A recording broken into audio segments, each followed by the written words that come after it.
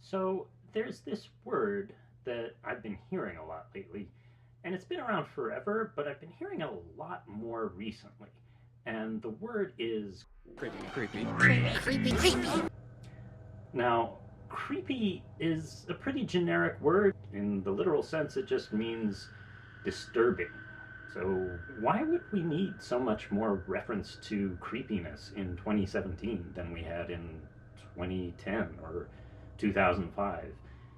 Well, broadly speaking, I've been hearing references to creepiness in two specific contexts. One has to do with like harassment or violation. If somebody's following you and they're having bad intentions towards you, that's creepy. Or if somebody's like sending you stuff and stalking you, that's kind of creepy. The other context that I hear about this is in relationship to simulation, specifically about simulation of humanity, which is where it kind of gets into the whole technology humanity vibe that I'm so into. So, what is creepy about simulation? Well, another word for creepy is uncanny. And there's this phenomenon that's fairly well known in social science, in psychology, and in popular media called the Uncanny Valley. The Uncanny Valley has to do with this gulf between simulations that are either on the one hand not nearly accurate enough to have anybody mistake them for the real thing, and then simulations that are accurate enough and high fidelity enough that we feel good enough interacting with them like they were the genuine article.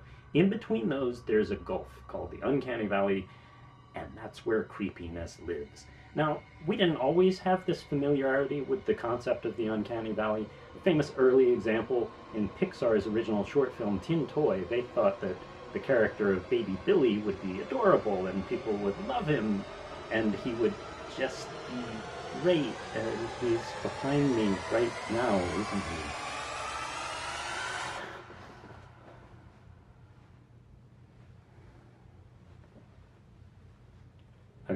Okay, so Billy was super creepy, and people did not love him. People did not feel like he was adorable. Why was that? Why would people be threatened by this simulation that's almost human, but not quite human? And what does it have to do with this other type of creepiness, which is about violation or harassment? Well, in a way, we can see that harassment is sort of its own simulation. It's kind of maybe a perverted simulation of actual affection or actual love.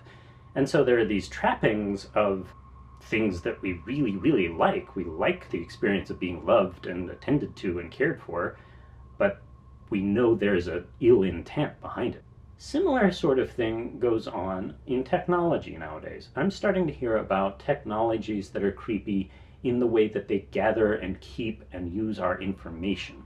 Now, our information is part of us. That's who we are. And if a technology is latching onto that information in ways that maybe we would think would be helpful, but we're not sure about the intent behind it, it's a very similar experience to actually being harassed. Add to that technology that's getting better and better at seeming human, talking to us with a voice, showing us a human face, answering human-style questions, and you have the perfect conditions for creepiness. So now, what does one kind of creepiness have to do with another? What does all of this anxiety about simulation have to do with anxiety about violation? Well, if I look closely enough, I start to think that I'm seeing people who are afraid of losing their humanity. After all, what happens when our data, which is such an integral part of who we are, is in the possession of systems all over the world on machines that interrelate in ways we can't understand?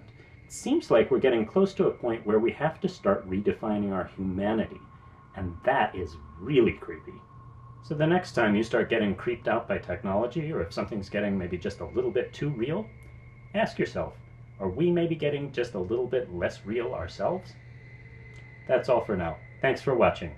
Bye-bye.